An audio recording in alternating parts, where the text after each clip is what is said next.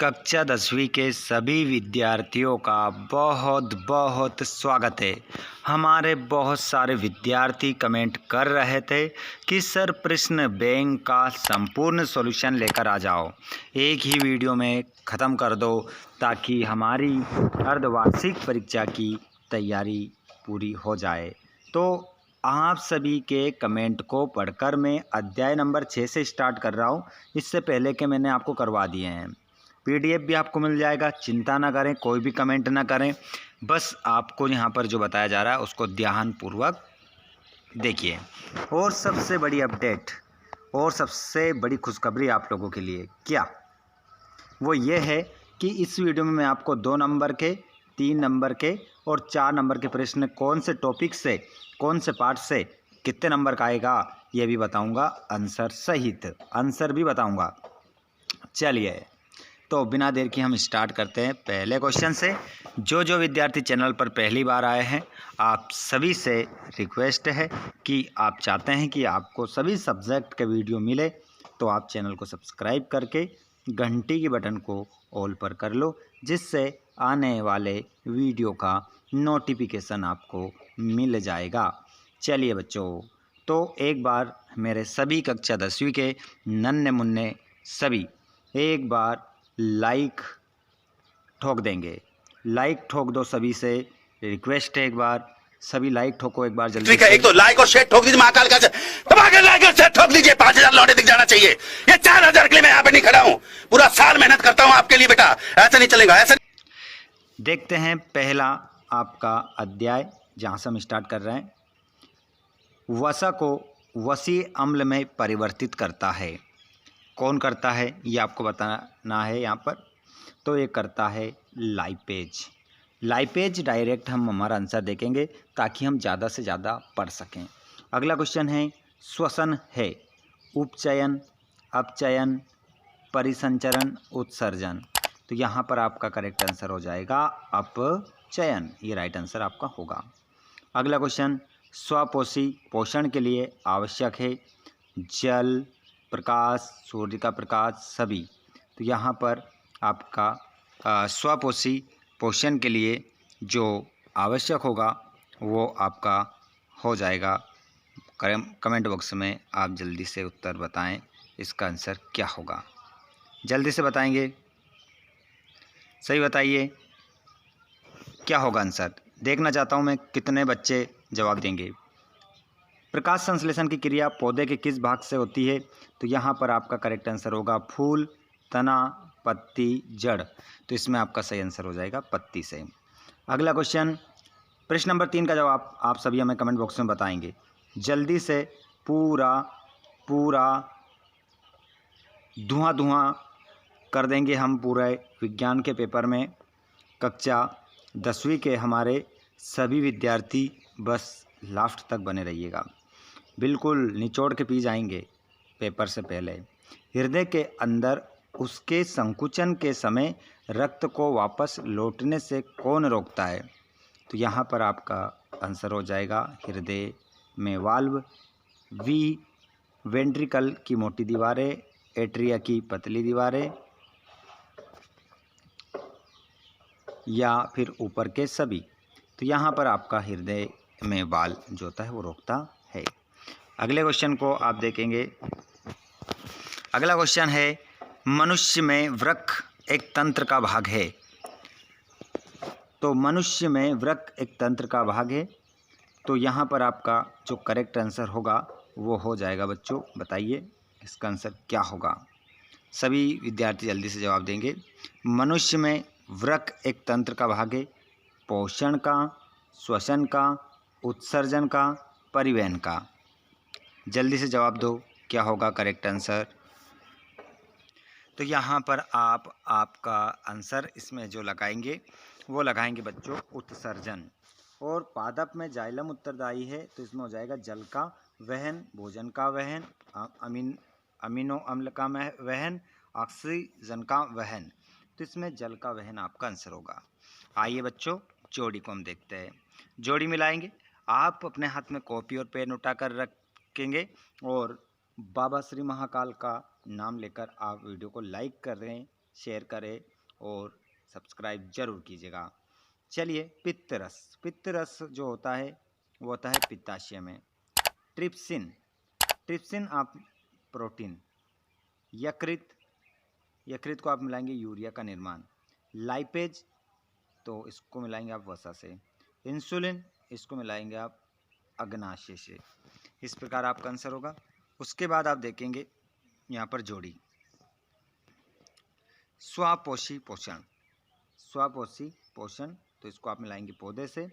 विषमपोषी पोषण, तो इसको आप मिलाएंगे हिरण से। और परजीवी पोषण को आप मिलाएंगे, इसको मिलाएंगे आप फ्लोएम से। और भोजन का स्थानांतरण, इसको मिलाएंगे आप यकृत से। और पित्त को मिलाएंगे आप जोक से। यहाँ पर आप खालिस्तान देखेंगे, खालिस्तान में आप देखेंगे कि प्रोटीन, खालिस्तान में क्या भर दिया है, यहाँ पर क्या बता दिया गया है, अमीनो अम्ल के रूप में अवशोषित होता है। कोशिका का ऊर्जा घर माइटोकॉन्ड्रिया कहलाता है। याद रखिएगा खालिस्तान, नहीं तो फिर पछतावा रह जाएगा। पूरे आंसर सहित आपको बता रहा है तो ध्यानपूर्वक आप देख लें। कोशिका का जो ऊर्जा घर किसे कहते हैं, माइटोकॉन्ड्रिया को। वे सभी पराक्रम जो सम्मिलित रूप से अनुरक्षण का कार्य करते हैं क्या कहलाते हैं, जैव पराक्रम कहलाते हैं। पादप में फ्लोएम भोजन संवहन के लिए उत्तरदायी है। और वृक्क द्वारा उत्सर्जित पदार्थ क्या है, मूत्र है। ज़्यादातर पेड़ पौधे नाइट्रोजन का अवशोषण किस रूप में करते हैं, नाइट्रेटस, नाइट्रेटस के रूप में करते हैं। पाचन नली में सर्वप्रथम भोजन में मिलने वाला एंजाइम कौन सा है, तो सेलिवरी या एमाइलेज। शरीर में पानी का अवशोषण कहाँ होता है, बड़ी आंत में होता है।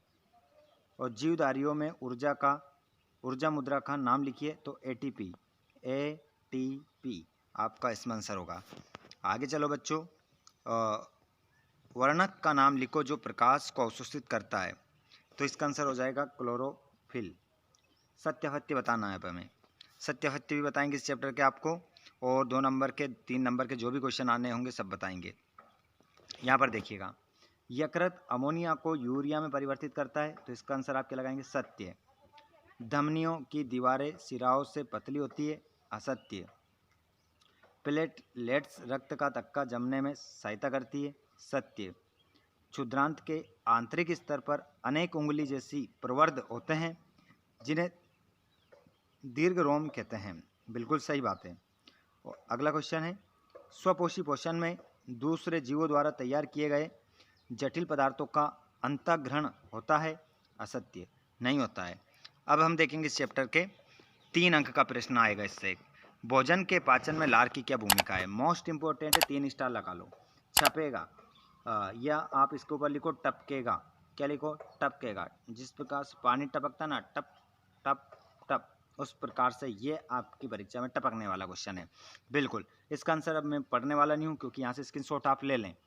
ठीक है। दूसरा क्वेश्चन, जाइलम तथा फ्लोएम में पदार्थों के वहन में क्या अंतर है, लिख के रख लो। बिल्कुल 3 स्टार लगाओ। बिल्कुल छपेगा, मतलब छपेगा।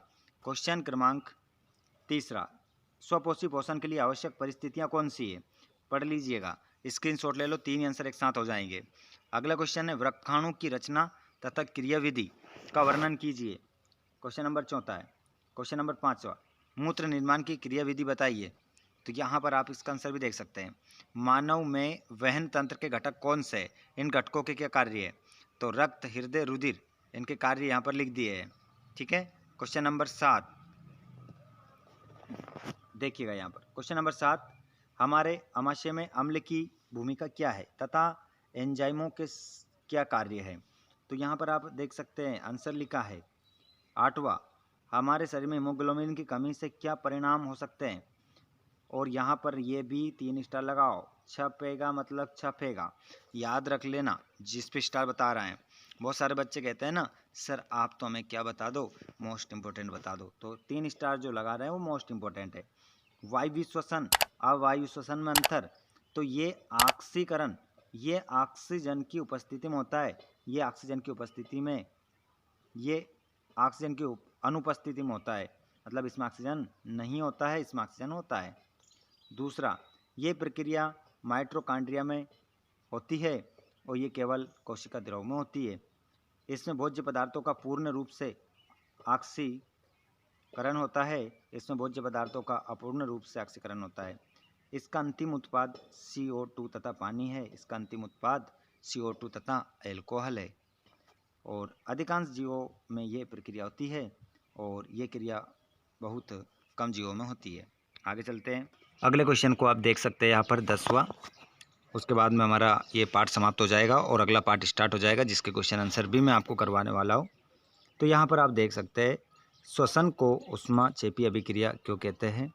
तो श्वसन की क्रिया में भोज्य पदार्थों के ऑक्सीकरण के कारण ऊर्जा प्राप्त होती है, जिसका प्रयोग जीव अपनी विभिन्न जैविक क्रियाओं में करते हैं। इस कारण श्वसन को ऊष्माक्षेपी अभिक्रिया कहते हैं।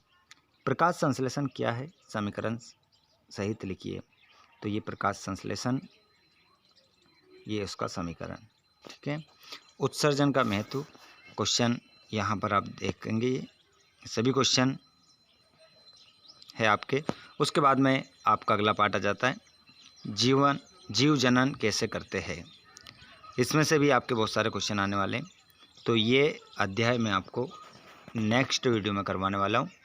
तो आप सभी ने अगर चैनल को सब्सक्राइब नहीं किया हो तो आप चैनल को सब्सक्राइब ज़रूर कीजिएगा और घंटी बटन को ऑल पर कर लीजिएगा, जिससे आने वाले वीडियो का नोटिफिकेशन आपको मिल जाएगा। धन्यवाद।